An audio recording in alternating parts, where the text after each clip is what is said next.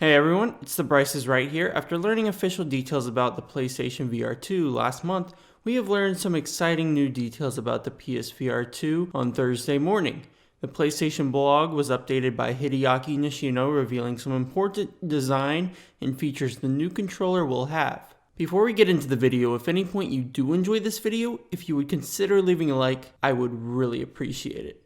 The first piece of the article gives an introduction and mentions the DualSense capabilities being used for the new PSVR, which we learned about in the last update.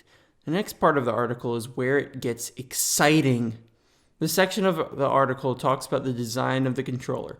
It says, the first thing you'll notice with our next-gen VR controller is the unique design which takes an orb shape that allows you to hold the controller naturally, while playing with a high degree of freedom. There are no constraints with how you're moving your hands, providing developers with the ability to create unique gameplay experiences. I'm really excited for this new design as the PlayStation Move was most definitely not perfect. I'm excited about finally getting an analog stick on a PSVR controller that will make movement easier and could possibly feel better than jumping from place to place. Nishino then goes on to say, we also designed the new controller with great ergonomics in mind, so it's well balanced and comfortable to hold in each of your hands. We applied learnings from testing users with a range of hand sizes, as well as the decades of insights from controllers across all PlayStation platforms. The result is an iconic design that will change how VR games are played. The next section of the article goes on to discuss some of the key features of the next-gen VR controller. Adaptive triggers. Each VR controller, left and right, includes an adaptive trigger button that adds palpable tension when pressed, similar to what's found in the DualSense controller. If you've played a PS5 game, you'll be familiar with the tension in the L2 or R2 buttons when you press them, such as when you're drawing your bow to fire an arrow. When you take that kind of mechanic and apply it to VR, the experience is amplified to the next level. This will be awesome to have in VR as it is already really cool in some games, especially Call of Duty Black Ops Cold War. The right trigger simulates the kickback of a gun when firing, and it is different for every gun. This would be a really fun feature in VR shooters such as Iron Man or a Blood and Truth sequel.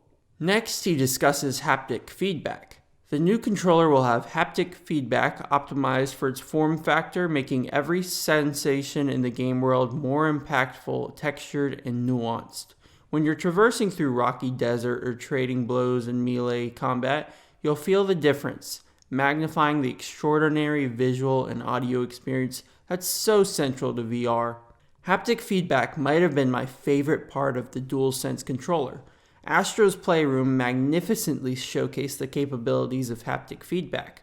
This will bring next level immersion into any PSVR game. Imagine taking off in flight as Iron Man and feeling every bit of the rockets going off in your hands. There is so much that can be done with this that I can't quite think of right now. Here are the next two features. Finger touch detection. The controller can detect your fingers without any pressing in the areas where you place your thumb, index, or middle fingers. This enables you to make more natural gestures with your hands during gameplay. Tracking. The VR controller is tracked by the new VR headset through a tracking ring across the bottom of the controller. There are so many new features in the controller. This is just another reason it is going to be amazing. Apparently, we will be able to adjust the positioning of our character's fingers in VR without having to press any specific buttons, which will be really cool. The tracking will also give us more freedom. I assume since the controller is tracked by the headset, we will be able to move our arms in a much wider range without going outside the play area. The last feature the article discusses are the action buttons. The left controller contains one analog stick, the triangle and square buttons, a grip button, L1, trigger button, L2, and create button. The right controller contains one analog stick, the cross and circle buttons, a grip button, R1, a trigger button, R2, and options buttons. The grip button can be used to pick up in-game objects as one example.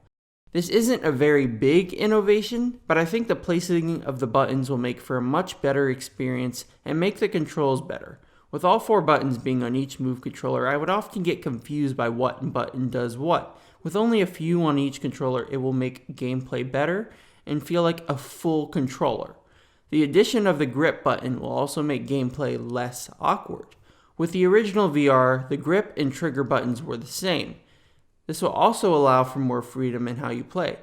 Perhaps now when holding a gun, if you run out of ammo, you could just release the grip button to drop it on the ground or throw it at an enemy.